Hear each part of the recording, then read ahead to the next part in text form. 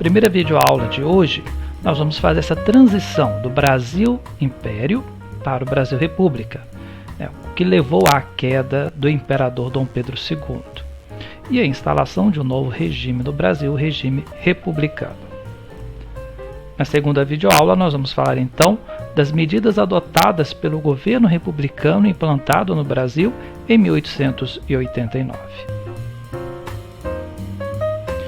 Então a gente deve tomar aí alguns pontos importantes no início desse capítulo. Qual é o nosso corte cronológico? Qual é o nosso corte geográfico? Qual é o nosso corte temático? A história republicana no Brasil ela começa em 1889 e se estende até os dias atuais. Então nós vamos ver aí depois uma linha do tempo apresentando as divisões dessa história republicana no Brasil. Esse capítulo ele vai abordar principalmente os primeiros anos da República, que é conhecida aí como República da Espada, por causa dos dois primeiros presidentes republicanos do Brasil terem sido do Exército. Temos então como corte geográfico o Brasil, uma história nacional, mas aí dentro desse período que vai de 1889 até o início do século XX.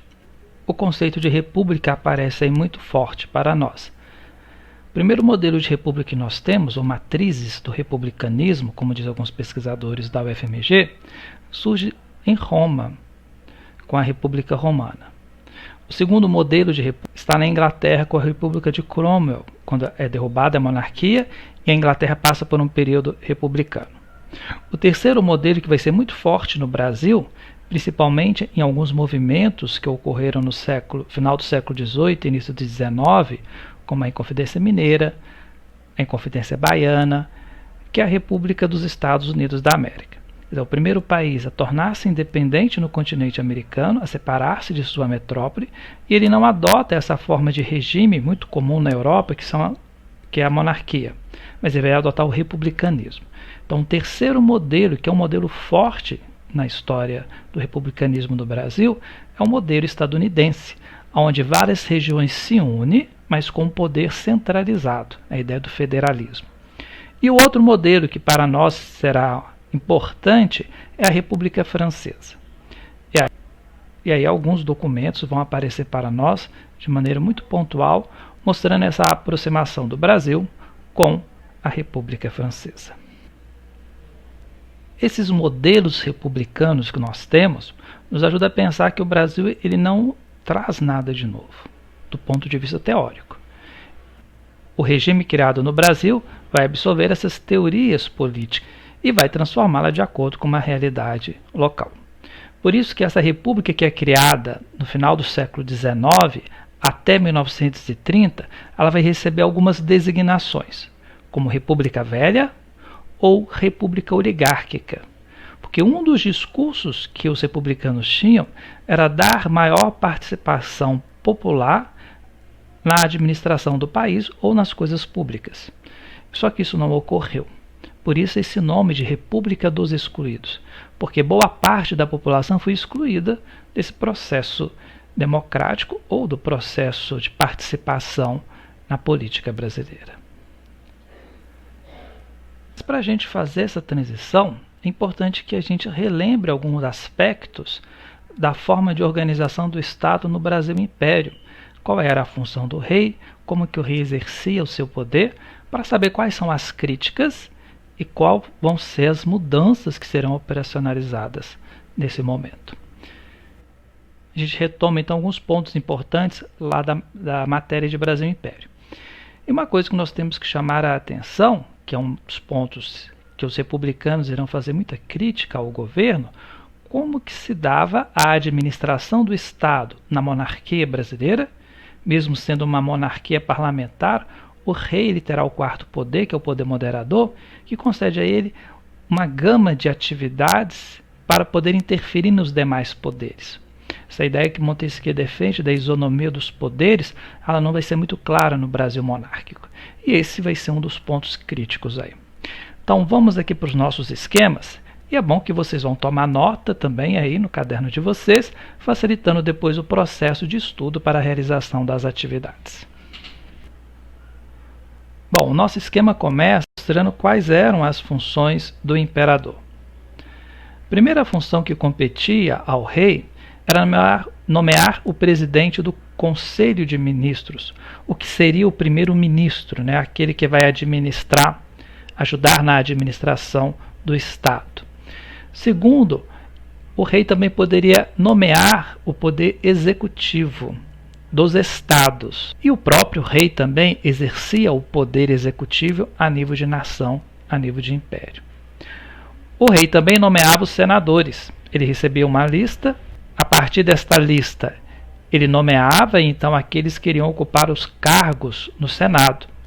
Só chamando a atenção de vocês que nesse período do Brasil Império, o cargo de senador do Império era um cargo vitalício, ou seja, para a vida toda. A pessoa saía quando morria ou se porventura renunciasse ao cargo. E além disso, o rei possuía o poder moderador. Vocês devem lembrar que o poder moderador é o quarto poder que existia no Brasil Império. Então nós temos o poder executivo, legislativo, judiciário e o poder moderador. O rei possuía os dois poderes. Ele ocupava o poder executivo a nível de império e era único e exclusivo do rei o poder moderador. Esse poder dava a ele o direito de interferir nos demais poderes, ou seja, não havia essa ideia de isonomia dos poderes serem independentes.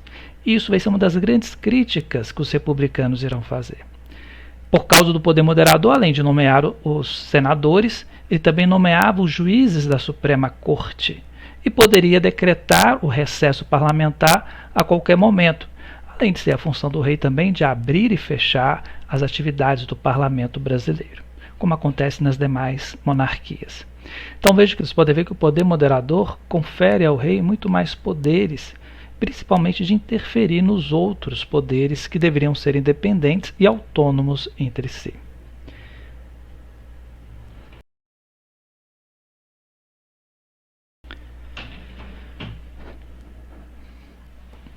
A sociedade no Brasil, no século XIX, é uma sociedade patriarcal.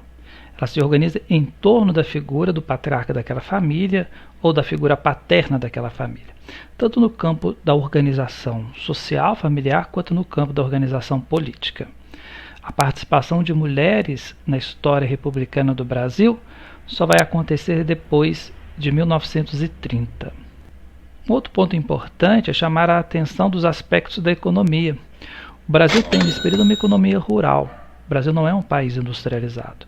Inclusive, um dos discursos dos republicanos é que a nova forma de governo deveria promover a aceleração das indústrias no Brasil.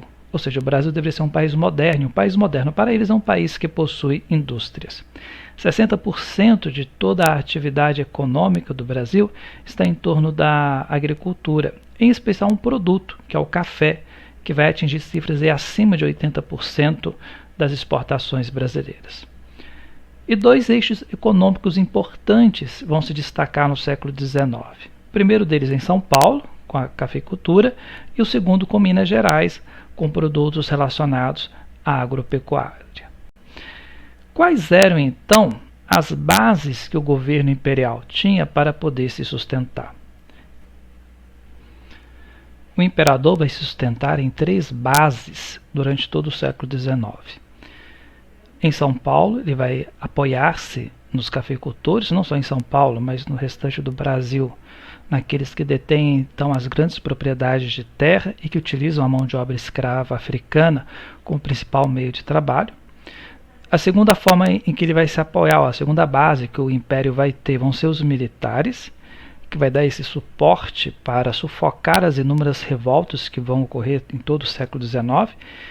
E o maior conflito, e o conflito mais bélico que eles se envolvem, é a Guerra do Paraguai, onde o exército tem um destaque nacional. E a terceira base que o império vai ter vai ser a igreja, que se torna aí propagandista do império, da forma de governo monárquica. O imperador, com determinadas ações no decorrer do século XIX, ele vai perdendo essas bases. E com isso, aqueles que apoiavam o regime passam a se transformar em opositor. E em 1889 acontece então a queda do imperador. Vamos ver cada uma dessas bases e como que o imperador vai perdendo esse apoio, deixando então a monarquia fragilizada no Brasil. A primeira base forte de apoio do império é o exército. E o exército vai deixar de apoiar o imperador, principalmente depois da Guerra do Paraguai. Uma das coisas que o imperador havia prometido era conceder a alforria, a liberdade àqueles escravizados que foram lutar na Guerra do Paraguai.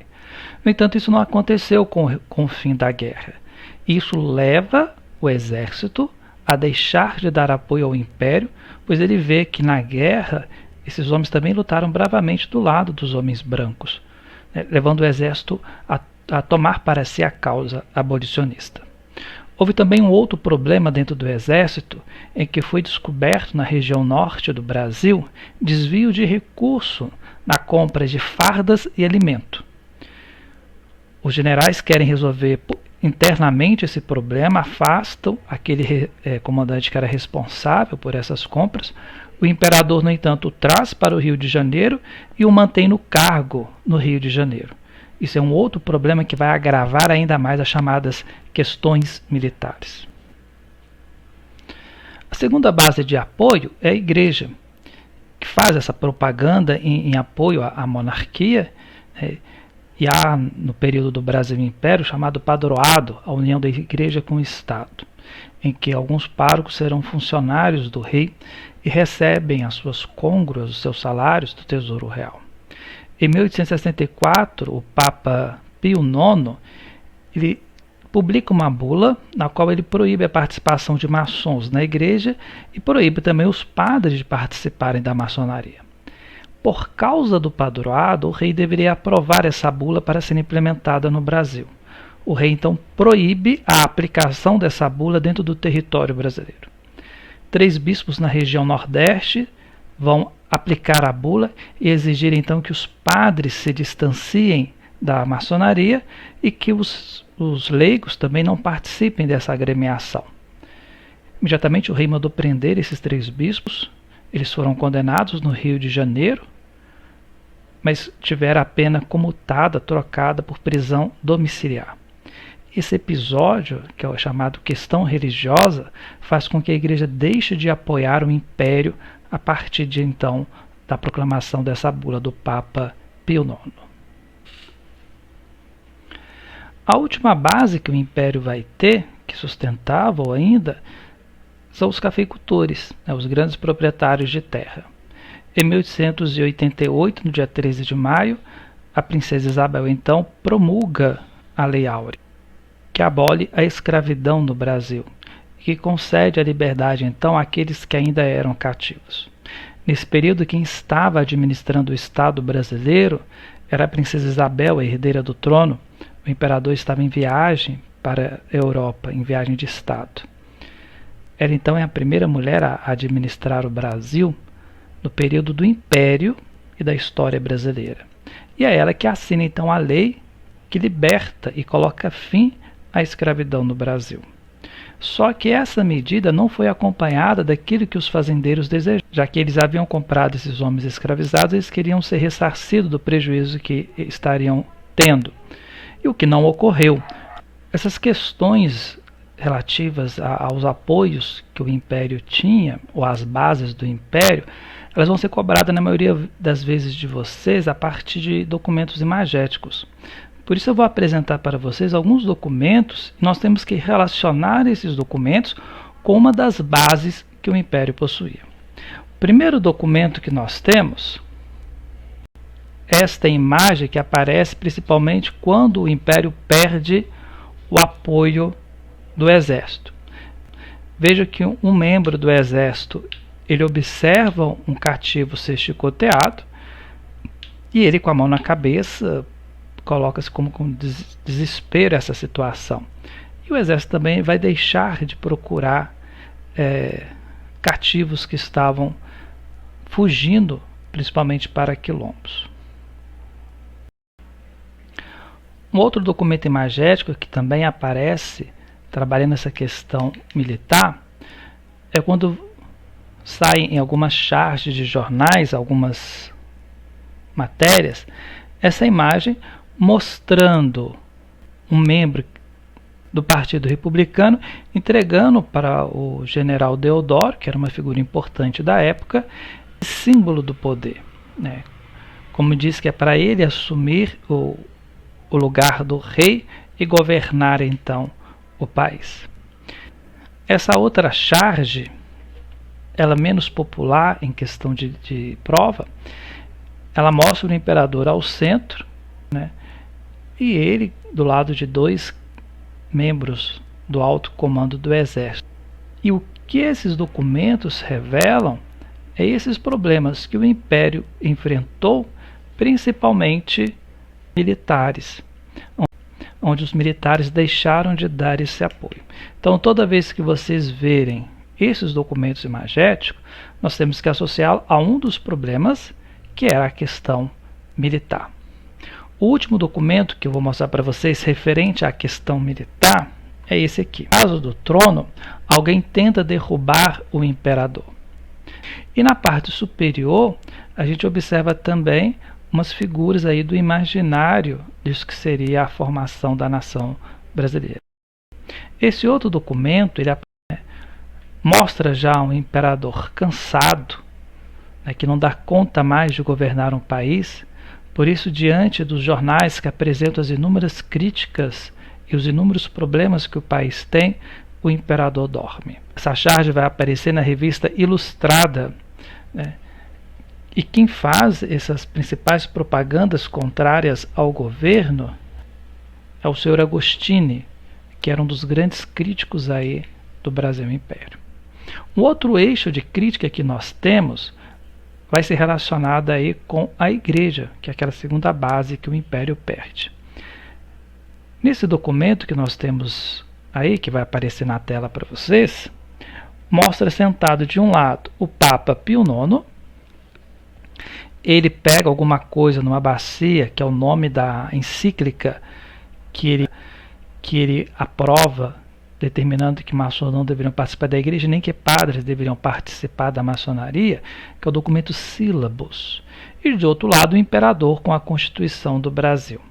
Aí a Sua Majestade diz, é o texto que está logo embaixo: aproveito a ocasião para, não desfazendo do macarone do Papa, fazer valer as vantagens e excelência de uma boa feijoada, que é a comida típica aí do Brasil. Mas a grande questão da charge é mostrar essa briga entre o Dom Pedro II e o Papa, principalmente por causa do padroado. Um outro documento que é muito recorrente em prova é esse aqui, ó, em que aparece o imperador dando a mão à palmatória, né? E o Papa, então, aplicando esse castigo no imperador. Esses dois documentos revelam, então, a questão religiosa, o conflito entre o império no Brasil, o regime adotado no Brasil, com a igreja. E a partir desses problemas, a igreja deixa de apoiar, então, o regime monárquico no Brasil. Outro documento recorrente também, para se referir à perda de apoio por parte dos grandes proprietários de terra, mostra logo à frente uma mulher, que é o símbolo da República. Observem que segue alguns homens bem vestidos, com uma faixa que diz o seguinte: abaixo a monarquia abolicionista, viva a República com indenização. Esse documento é um documento claro de que os grandes proprietários de terra eram a favor da República desde que viesse com a indenização. E se você observar, quem segue a República aí, na maioria deles são homens brancos. Nós temos, depois da cerca, alguns homens negros trabalhando. A ideia aí da República com a indenização. E esse outro documento aqui é um documento que sempre aparece também, principalmente em livros, em provas, quando usam para citá-lo, que é a carta que a princesa Isabel assina à lei imperial, determinando então o fim da escravidão no Brasil. Princesa Isabel, regente do trono, em nome do senhor Dom Pedro II, faz saber então que está abolida aí a escravidão no Brasil. E quando surge a ideia de republicanismo no Brasil? Logo no início do capítulo é apresentado lá uma série de eventos que mostram que o republicanismo ele começa a ter formato no final do século XIX, mas que vai se tornar mais forte a partir de 1870, principalmente no meio militar. O Império passou a ser visto como um atraso, era necessário fazer um processo de aceleração do Brasil, tanto do ponto de vista político quanto do ponto de vista tecnológico. E os republicanos eram, no século XIX, uma minoria. Não havia um consenso. E a maior parte da população também não participou desses clamores republicanos. Isso era de um grupo muito pequeno, né, que impôs aí a república para o restante da nação. Inclusive, no final da vida do Império, tanto a princesa Isabel quanto o imperador gozavam de um prestígio muito grande entre as classes mais simples. O que nós vamos ter aí, então, é um grupo chamados partidos republicanos, que dão início nos clubes republicanos, depois aqui vão se tornar partidos republicanos, e um grupo muito forte no meio dos militares. Uma influência também muito forte para esses primeiros grupos republicanos vão ser as ideias de Augusto Comte, principalmente as ideias de Augusto Comte, que inclusive vai ser o lema colocado na bandeira nacional após a proclamação da República: ordem e progresso. Ordem aí não no sentido de algo organizado, mas ordem como uma nova forma de governo, ou seja, a ordem política, o republicanismo, é possível através dele atingir o progresso. Então, o lema da bandeira nacional ele vem dessas características do pensamento de Augusto Comte e da linha positivista, onde é apresentado então para nós como um dos lemas que o Brasil republicano vai adotar. Para tentar amenizar a crise que o Império estava passando no final do século XIX, o imperador nomeou um novo gabinete com pessoas ligadas ao Partido Liberal, liderados pelo Visconde de Ouro Preto. Mas as reformas que foram empreendidas ou que tentaram empreender não conseguiram sustentar a monarquia. E em 15 de novembro, o Marechal Deodoro então dá o golpe, aplicado então à monarquia no Brasil, e esse golpe militar instaura no Brasil o regime republicano. É interessante observar que o Marechal Deodoro era amigo do imperador. Ele não quis se encontrar com o imperador porque sabia que há uma possibilidade dele mudar até de ideia caso isso ocorresse. E ele manda um comunicado para o imperador dizendo que havia sido proclamada a República. E a República foi proclamada na Câmara de Vereadores do Rio de Janeiro. Não foi no Parlamento brasileiro. Foi uma audiência com o Partido Republicano na Câmara de Vereadores do Rio de Janeiro que a República Brasileira é criada. E sem a participação popular. A lista na época que escreve que o povo assistiu bestializado à proclamação da República. Não houve participação popular. Quer dizer, foi uma quartelada, como é chamado, ou seja, algo vindo do quartel, por isso quartelada. A proclamação da República na Câmara de Vereadores e não no Parlamento, e sem a participação do povo. Quem liderou isso tudo foram os militares. Ao ser proclamada a República na Câmara de Vereadores do Rio de Janeiro, eles emitem então um documento que diz que o Exército, a Armada e o povo, vejo que eles colocaram o povo, mas não houve participação popular, decidiram proclamar provisoriamente a República no Brasil. É um provisório que dura até hoje e que eles mesmos não sabiam se isso iria persistir. Talvez se o imperador tivesse tentado o apoio em Minas Gerais, onde o Império tinha uma base muito sólida, talvez ele tivesse conseguido resistir e teria mantido então uma forma monárquica mais parlamentar, como é o caso dos países europeus. Ele recebe esse comunicado na noite do dia 15 e no dia 17 de novembro, Dom Pedro II, na calada da noite, deixa Petrópolis, passa pelo Rio de Janeiro e embarca em direção à Europa para o exílio. Eles optaram por fazer isso por causa do prestígio que a família imperial, tanto a princesa Isabel quanto o imperador, tinham junto com a população mais simples. Eles não queriam ter problemas com o povo, porque isso poderia ser sim uma forma de apoio à monarquia e não à república, que era um regime que poucos conheciam ou tinham contato com essas ideias. Tem a carta de despedida de Dom Pedro II, que ele deixa para a população.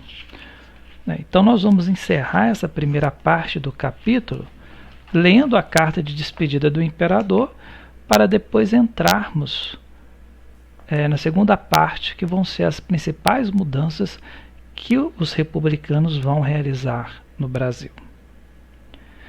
Carta de despedida de Dom Pedro II.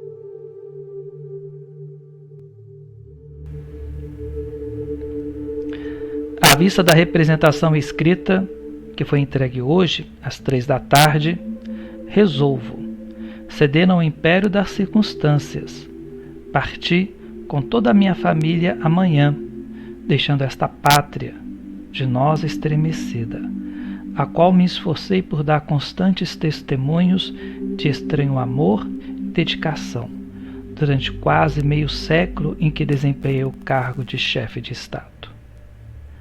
Ausento-me, pois, eu com todas as pessoas da minha família. Conservarei do Brasil a mais saudosa lembrança, fazendo ardentes votos por sua grandeza e prosperidade.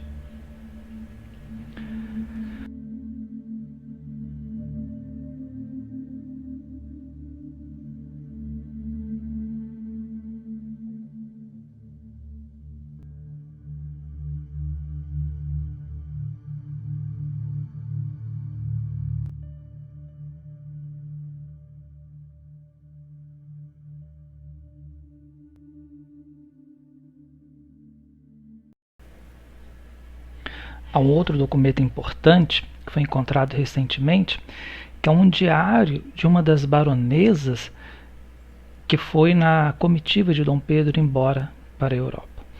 Esse diário foi escrito por Maria Amanda Paranaguá Doria, chamada a Baronesa de Loreto. A historiadora Melry Del Priore analisou esse documento e é interessante que o que ela diz sobre esse documento. Que primeiro que as questões de escrita, principalmente por mulheres, eram muito raras no Brasil. E que poucas mulheres registravam suas memórias nesse período. E ela escreve então esse diário contando como foi essa migração do Brasil para a Europa. Um dos trechos do diário diz o seguinte: o mar estava um pouco agitado, e temendo enjoo, que me é inevitável, fui entrincheirar-me no beliche, onde me deitei com vivas saudades e lembranças de origens diversas. Anotou a baronesa na primeira noite das 20 noites que eles passaram no mar até chegar à Europa. A historiadora também destaca que é uma escrita muito interessante porque ela foi escrita no auge do calor das emoções. Então ali os sentimentos estão aflorados. Tanto é que num outro trecho a historiadora destaca que todas as menções ao imperador são acompanhadas da palavra saudade. Não se discutia política a bordo, só literatura. Ali, Dom Pedro manteve o hábito das rodas de leituras noturnas, as quais ele próprio batizou de conversações saudosas.